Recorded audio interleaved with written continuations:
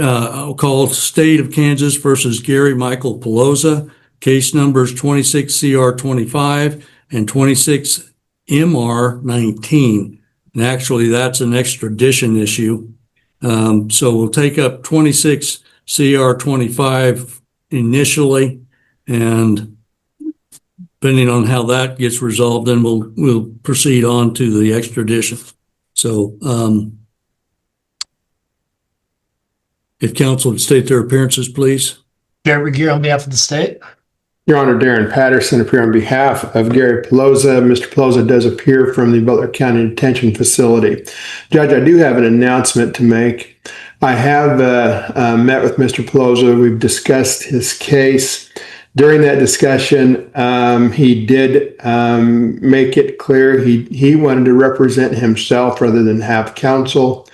We discussed that at length, as well as he has then thought about it longer overnight. So we've had a breakout room. We've discussed it again here today. And I can tell the court he does wish to represent himself and not have counsel. So based upon that, Judge, I'm asking the court to allow me to withdraw. Okay, Mr. Pelosa, is that accurate? Yes, sir. I didn't know we weren't going to be in court today. I have motions here that I don't know how to get into court because the jail don't have mailing envelopes. I thought I was going to be in court so I can give it to your clerk. And I'm going to need to ask to push this maybe forward so I can find a way to get it into the court. Well, Mr. Pelosa, what you're discussing is one of the complications of representing yourself. What's your educational background, sir? I've got high school and two years of broadcasting school, and I graduated broadcasting school. So I had 14 years of school, and I had 2 years of business law. All right. Why a person has a right to represent themselves. However, it is generally not considered to be a wise decision for most. Why is it you want to represent yourself as opposed to Mr. Patterson, who's an experienced attorney in this district? And well, I'm going to tell you, I've advocated for prisoners in federal prison, and I have personally have gotten out 9 federal inmates myself. Also, in conjunction. Well, generally, that's when somebody that's advocating for them, it's because they are a federal inmate of themselves. Is that correct? For you? No. It's okay. Not correct for me. Proceed. So I'm just asking if I can get some time forward to get these documents into the court record. Well, what's your experience in regards to filing motions and so forth? I have a lot of experience in it, sir. What is the nature of your motions at this juncture? A notice in demand. It's really a notice in demand. For? I got evidence to bring forward.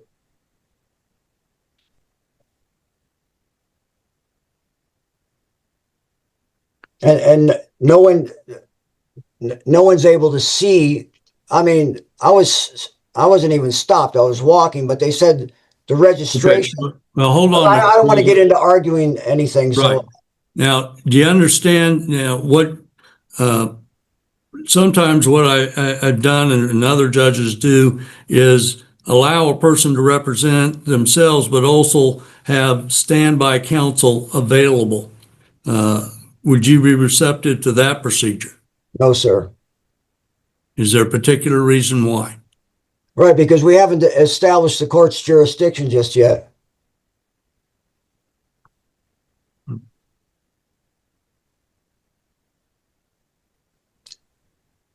Sir, I'm one of the people, and I am the beneficiary for the defendant. You're a corporate judge, and that's a corporate attorney, and I'm one of the private people of this country. So I want to represent myself. All right. Mr. Pelosa, are you going to be requesting a trial to a jury? Yes, I will. Is that one of your written motions that you have? No. Okay, in Kansas, on a misdemeanor, law requires a person to file a written request for jury trial. Again, on a misdemeanor offense, you're certainly entitled to that. But we set some earlier, and it looks like, well, we've got the next jury trial date is going to be February 25th. Are you going to be available and ready to go by that date? Do I That's get? just a couple of weeks away, sir. Well, I want discovery. I want the video of the officer's cam, and that's evidence in itself. Well, and I understand that, and a certain amount of discovery is appropriate. Again, it's a lot easier with counsel, but Sir, if you're okay, I'm going to set this matter for trial. The next date after February 28th is going to be in April, April the 8th at 9. So you could end up, remaining in jail for a good period of time. Is why I'm bringing these things up. okay, I'm still challenging the court's jurisdiction. I can challenge jurisdiction at any time. I mean, sir, let me ask you this question. Are you a member of the bar in good standing?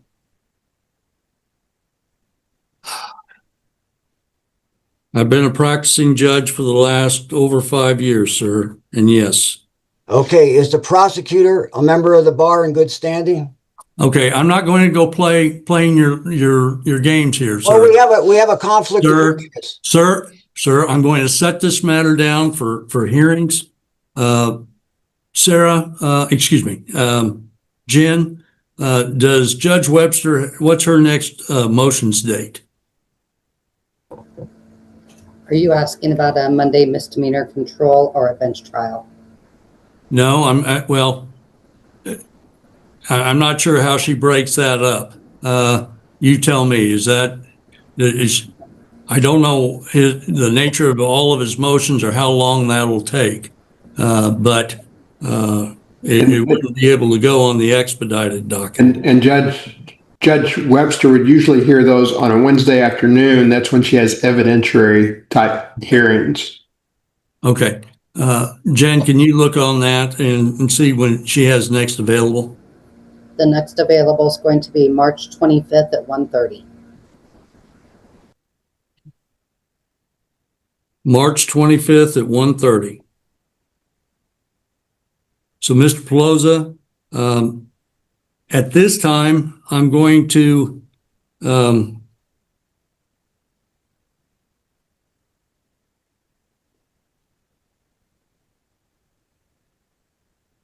take your motion to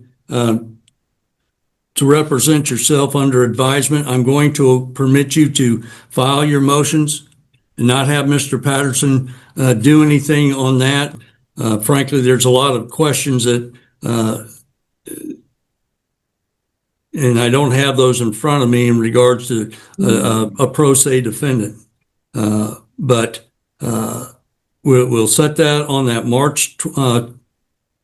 Is that March 25th at 1:30? That is correct, Your Honor. Okay. That's when your motions will be set. You'll need to file those.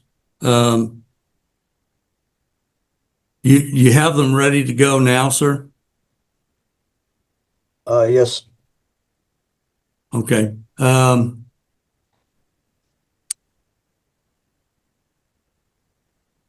I want those on file by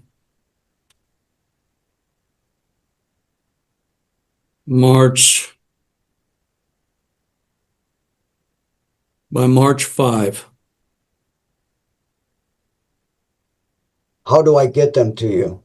Well, I'm not going to explain Okay. how you Okay. have to do things. Okay.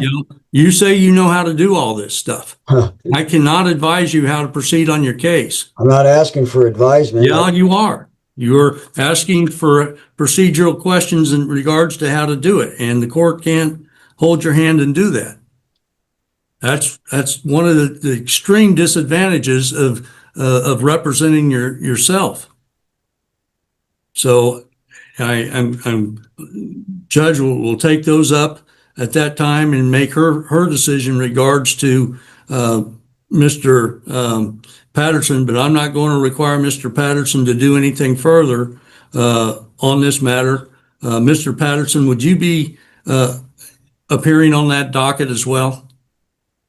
Not normally, Judge, but I did put it down. If you are ordering that I continue as standby, at least for now, I put it down. I would ask that you be there as standby right now. I reject that. I reject that. I know you do, and you'll get a full hearing on it. But today's not the day on that. That was not scheduled for today. So March the 25th at 1:30. That is in regards to 26 CR 25. All right. Moving on then to the 26 MR 19. Mr. Patterson, are you appointed on that case as well? Because it is misdemeanor charges in Missouri, then yes, it does fall on my contract. But again, I've discussed that with him, and he has the same position on that too.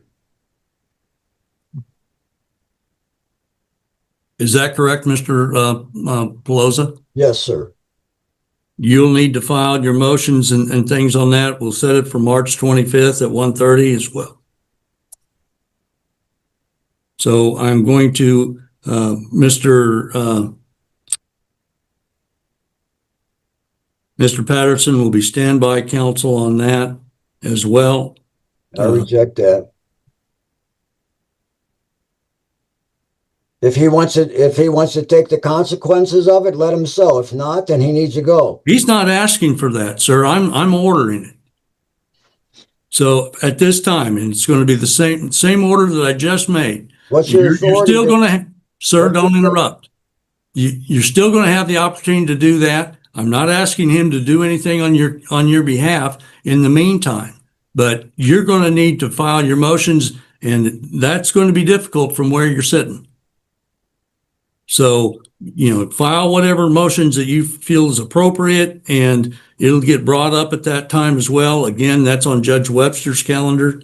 But if you're going to be requesting a jury trial on these matters, you need to get those on file as well, because that April 8th date is on the court docket coming up fairly soon. All right. Is there any other issues that we need to discuss concerning either of these cases for Mr. Pelosa? Mr. Regier? Your Honor, if the court is continuing the bonds in both these matters, the state has nothing further. Mr. Pelosa, anything further? Not at this point.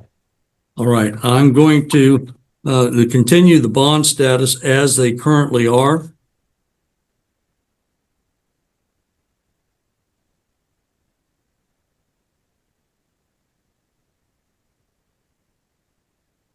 Mr. Pelosa, if you do make bond, you are ordered to appear before the court on that March 25th date at 1:30. You're to be there at the courthouse. If it's a Zoom hearing, then they'll do it through court security, but you are to be present at that time. Do you understand? What if I'm in another county for extradited and I'm still in jail? So That's another matter. I said if you were released, if you've made bond on your various cases, then and are released, that's the order. If you're in custody, typically these matters you take care of the local matters here that you're charged with, and deal with that, and then before a person is extradited. But so that's going to make a complication for you, perhaps, but that's your choice. if I may ask, the 26 CR 25 case. What is the 26 MR 19 case? That's the extradition case. Okay.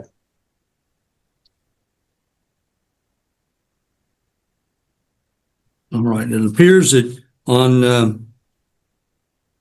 26th case, the bond is set at 10,000 cash assurity. So that'll continue to be the bond with the conditions that I just noted. Anything further concerning Mr. Pelosa? Not from the state, Your Honor. Very well. These matters are adjourned. Mr. Pelosa can be returned to lockup. Thank you.